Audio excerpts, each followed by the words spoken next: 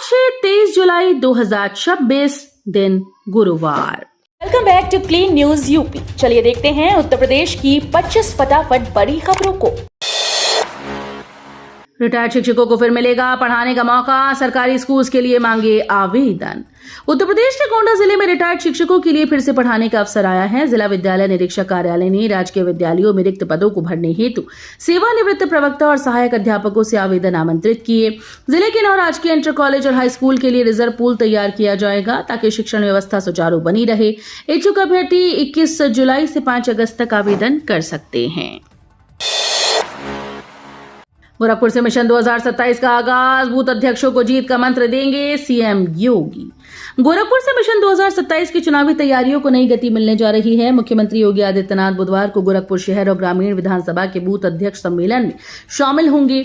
योगीराज बाबा गंभीरनाथ प्रेक्षागृह में आयोजित इस कार्यक्रम में 892 बूथ अध्यक्ष मौजूद रहेंगे। मुख्यमंत्री संगठन को बूथ स्तर पर मजबूत करने के साथ ही कार्यकर्ताओं को चुनावी रणनीति और जीत का मंत्र देंगे। भाजपा बूथ को अपनी सबसे मजबूत इकाई मानती है और इसी आधार पर 2027 विधानसभा चुनाव के लिए संगठनात्मक तैयारियों को और तेज किया जा रहा है। सरप्लस शिक्षकों को हाईकोर्ट से राहत, 27 जुलाई तक आपत्ति दाखिल करने का मौका। उत्तर प्रदेश के 31,685 सरप्लस घोषित परिषदीय शिक्षकों को इलाहाबाद हाईकोर्ट से बड़ी राहत मिली। कोर्ट ने संबंधित शिक्षकों को 27 जुलाई तक अपनी आपत्ति दर्ज कराने का अंतिम अवसर दिया।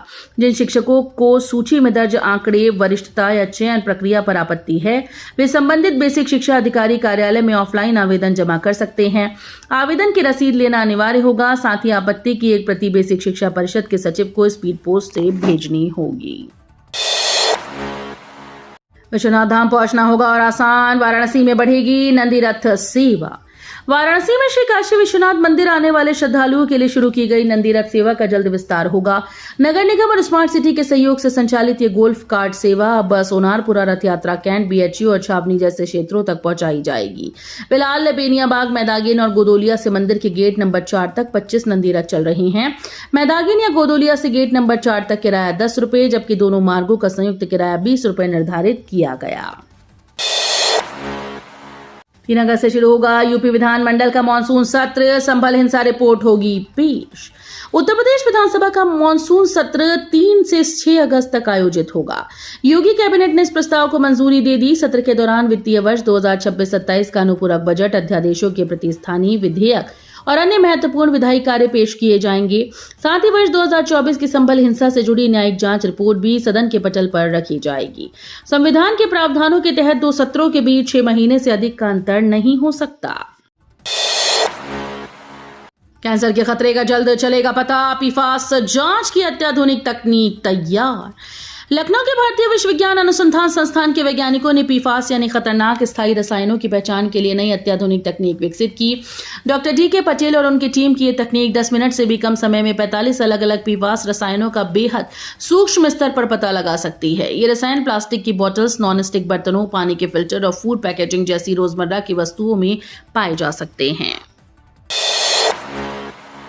2.5 घंटे चली ट्रस्ट बैठक, महासचिव पद को लेकर बनी सहमति।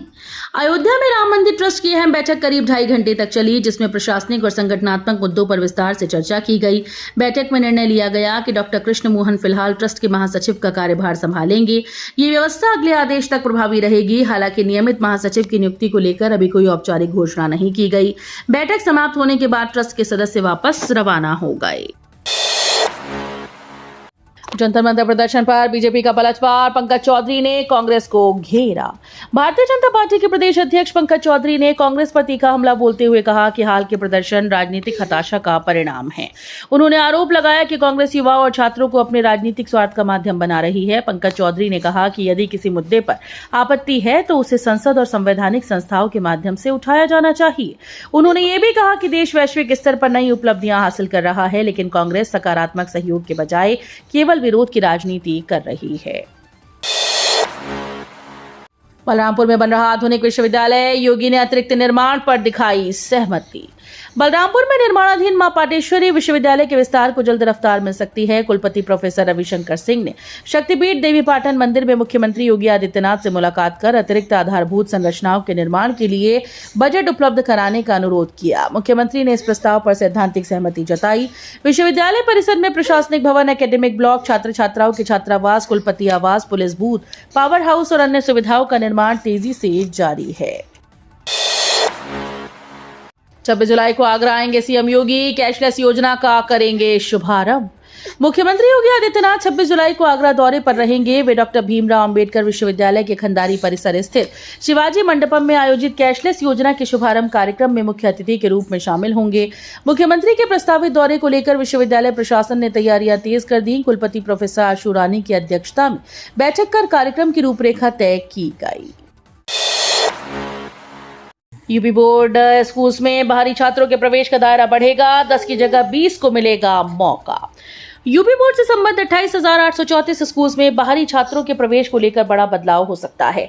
शासन के निर्देश पर आयोजित कार्यशाला के बाद यूपी बोर्ड ने दूसरे बोर्ड या राज्यों से आने वाले छात्रों की प्रवेश सीमा 10 से बढ़ाकर 20 करने का प्रस्ताव भेजा है। प्रधानाचार्यों का कहना है कि नौकरी के तबादले के कारण कई परिवार दूसरे के शहरों से आते हैं, लेकिन सीबीएसई और सीआईएससीई स्कूल्स में सीमित सीटों के कारण बच्चों का दाखिला नहीं हो पाता है। यूपी डिफेंस कॉरिडोर को बड़ी रफ्तार, झांसी नोड में 3500 करोड़ निवेश का रास्ता साफ। उत्तर प्रदेश सरकार ने डिफेंस इंडस्ट्रियल कॉरिडोर के झांसी नोड में करीब 3500 करोड़ रुपए के निवेश का रास्ता साफ कर दिया। राज्य मंत्रिपरिषद ने नकेरा माइनर और गेंदा कबूला माइनर से संबंधित भूमि को उत्तर प्रदेश एक्सप्रेसवे औद्योगिक विकास प्राधिकरण को हस्तांतरित करने के प्रस्ताव को मंजूरी दी। इस फैसले से लंबे समय से लंबित रक्षा परियोजनाओं को गति मिलेगी।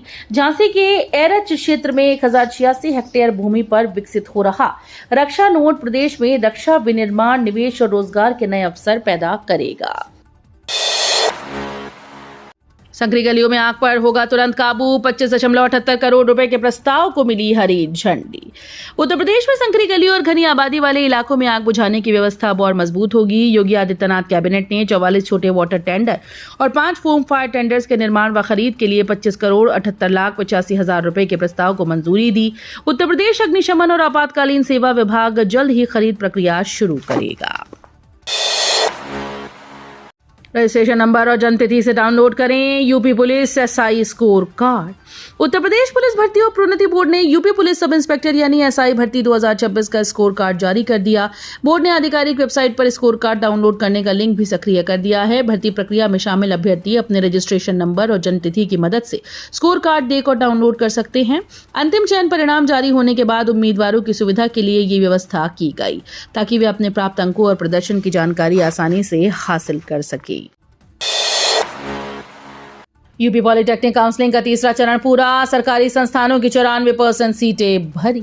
उत्तर प्रदेश पॉलिटेक्निक काउंसलिंग 2026 का तीसरा चरण सफलतापूर्वक पूर्ण हो गया। संयुक्त प्रवेश परीक्षा परिषद के अनुसार राजकीय पॉलिटेक्निक संस्थानों की लगभग 93.98% सीट्स भर चुकी हैं। इस चरण में 63,930 अभ्यर्थियों ने अपनी सीट लॉक की। चयनित अभ्यर्थियों को 24 जुलाई तक हेल्प डेस्क पर दस्तावेजों का सत्यापन कराना होगा। इसके बाद 27 जुलाई से चौथे चरण की काउंसलिंग शुरू होगी। परिषद ने अभ्यर्थियों से अंतिम तिथि का इंतजार न करते हुए समय रहते दस्तावेज सत्यापित कराने की अपील की। गोरखपुर में गविष्टि यात्रा का समापन। शंकराचार्य ने गौरक्षा पर सीएम योगी से की अपील।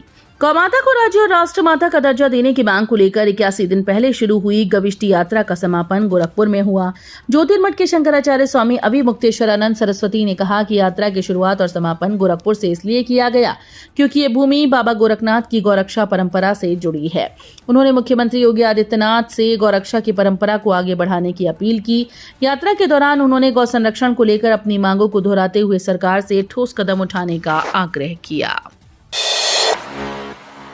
यूपी के प्राइमरी शिक्षकों को बड़ी राहत। कार्यरत शिक्षकों के लिए होगी विशेष टीईटी। उत्तर प्रदेश सरकार ने कार्यरत प्राथमिक शिक्षकों को बड़ी राहत देते हुए विशेष शिक्षक पात्रता परीक्षा यानी स्पेशल टीईटी कराने का निर्णय लिया। सुप्रीम कोर्ट के आदेश के बाद बेसिक शिक्षा विभाग ने उत्तर प्रदेश शिक्षा सेवा चयन आयोग को विशेष टीईटी की कार्य योजना तैयार करने के निर्देश दिए। इस फैसले से प्रदेश के 1,42,818 से अधिक प्राथमिक, उच्च प्राथमिक और विशेष शिक्षक प्रभावित होंगे। सीसीएसयू दीक्षांत समारोह में राज्यपाल का संदेश, नौकरी नहीं रोजगार सृजन पर दें जोर। चौधरी चरण सिंह विश्वविद्यालय के 38वें दीक्षांत समारोह में उत्तर प्रदेश के राज्यपाल और कुलाधिपति आनंदीबेन पटेल ने युवाओं से रोजगार तलाशने के बजाय रोजगार सृजन की दिशा में आगे बढ़ने का आह्वान किया। उन्होंने कहा कि उद्यमिता, नवाचार, कौशल विकास के माध्यम से युवा देश के विकास में बड़ी भूमिका निभा सकते हैं। राज्यपाल ने कहा कि भारत में इंजीनियरिंग, डिजाइन और तकनीकी प्रतिभा की कोई कमी नहीं है, जरूरत केवल सही दिशा और अवसर देने की है। अब लेबर अड्डे के चक्कर खत्म, डिजिटल लेबर ऐप से होगा श्रमिकों का ऑनलाइन पंजीकरण। बरेली में निर्माण श्रमिकों के लिए बड़ी राहत की पहल की गई। अब श्रमिकों को पंजीकरण के लिए लेबर अड्डों के चक्कर नहीं लगाने होंगे। डिजिटल लेबर ऐप के जरिए निर्माण श्रमिक और सेवायोजक ऑनलाइन पंजीकरण करा सकेंगे। उप श्रमायुक्त अनुराग मिश्रा ने बताया कि इस प्लेटफॉर्म पर श्रमिकों की पूरी जानकारी उपलब्ध होगी, जिससे सेवायोजकों को भी सुविधा मिलेगी। जागरूकता अभियान के दौरान श्रमिकों को उत्तर प्रदेश भवन और अन्य सन्निर्माण कर्मकार कल्याण बोर्ड और प्रधानमंत्री श्रम योगी मानधन योजना सहित विभिन्न सरकारी योजनाओं की जानकारी दी गई। तराई क्षेत्र के यात्रियों को बड़ी राहत, पूरनपुर से हरी झंडी दिखाकर रवाना होगी नई एक्सप्रेस ट्रेन। पीलीभीत और तराई क्षेत्र के रेल यात्रियों के लिए बड़ी खुशखबरी है। 26 जुलाई से कासगंज लखनऊ ऐशबाग एक्सप्रेस का संचालन शुरू होने जा रहा है। ये ट्रेन पूरनपुर रेलवे स्टेशन से होकर चलेगी, जिससे क्षेत्र के यात्रियों को बेहतर रेल सुविधा मिलेगी। केंद्रीय वाणिज्य और उद्योग राज्य मंत्री और पीलीभीत सांसद जितिन प्रसाद पूरनपुर स्टेशन से ट्रेन को हरी झंडी दिखाकर रवाना करेंगे। कार्यक्रम में केंद्रीय रेल मंत्री अश्विनी वैष्णव वर्चुअल माध्यम से शामिल होकर लोगों को संबोधित करेंगे। यूपी में नकली दवाओं का बड़ा खेल, लखनऊ समेत कई जिलों से 20 करोड़ की फर्जी दवाएं जब्त। उत्तर प्रदेश में नकली दवाओं का बड़ा नेटवर्क सामने आया। खाद्य सुरक्षा और औषधि विभाग की जांच में बड़ा खुलासा हुआ कि कुछ दवा विक्रेता 10 गुना तक अधिक मुनाफे के लालच में फर्जी दवाएं बेच रहे हैं। एफएसडीए की टीम ने लखनऊ, आगरा, गोंडा, लखीमपुर खीरी, महाराजगंज और गोरखपुर समेत कई जिलों में छापेमारी कर करीब 20 करोड़ रुपए की नकली दवाएं जब्त की। वाराणसी से मिर्जापुर तक सपा का विरोध प्रदर्शन, रिहाई की मांग को लेकर नारेबाजी। सपा प्रमुख अखिलेश यादव को दिल्ली में हिरासत में लिए जाने के विरोध में पूर्वांचल के कई जिलों में पार्टी कार्यकर्ता सड़कों पर उतर आए। वाराणसी, आजमगढ़, मिर्जापुर, भदोही, सोनभद्र, बलिया, मऊ में प्रदर्शन और नारेबाजी की गई। मिर्जापुर में मशाल जुलूस निकाला गया, जबकि आजमगढ़ में सपा विधायकों ने धरना दिया। प्रदर्शनकारियों ने अखिलेश यादव की रिहाई की मांग करते हुए केंद्र और प्रदेश सरकार पर लोकतांत्रिक अधिकारों के हनन का आरोप लगाया। बनारस की ट्रैफिक व्यवस्था होगी हाईटेक, पहले चरण में 67 चौराहे बनेंगे स्मार्ट। वाराणसी में ट्रैफिक जाम से राहत दिलाने के लिए शहर की यातायात व्यवस्था को हाईटेक बनाया जा रहा है। नगर निगम और ट्रैफिक पुलिस ने 100 प्रमुख चौराहों के आधुनिकीकरण की योजना तैयार की। पहले चरण में 67 चौराहों का सुंदरीकरण और स्मार्ट ट्रैफिक सिस्टम से विकास होगा, जबकि 20 प्रमुख चौराहों के लिए टेंडर प्रक्रिया पूरी हो चुकी है। संयुक्त सर्वे के आधार पर प्राथमिकता वाले चौराहों का चयन किया गया। नई व्यवस्था लागू होने के बाद काशी भी आधुनिक ट्रैफिक प्रबंधन वाले शहरों की सूची में शामिल हो जाएगा। प्रयागराज में 600 नए फ्लैट बनेंगे। कसारी मसारी में शुरू होगी ग्रुप हाउसिंग परियोजना। प्रयागराज के कसारी मसारी आवास योजना में जल्द ही 600 फ्लैट की आधुनिक ग्रुप हाउसिंग परियोजना विकसित की जाएगी। प्रयागराज विकास प्राधिकरण ने आम लोगों से मिले सुझाव के आधार पर इस परियोजना में केवल 2 BHK फ्लैट बनाने का फैसला किया। पीडीए के उपाध्यक्ष ऋषिराज ने परियोजना के मानचित्र को मंजूरी दी। अधिकारियों के अनुसार इस फ्लैट की कीमत किफायती रखी जाएगी, ताकि मध्यम वर्गीय और आम परिवार भी अपना घर खरीदने का सपना आसानी से पूरा कर सके।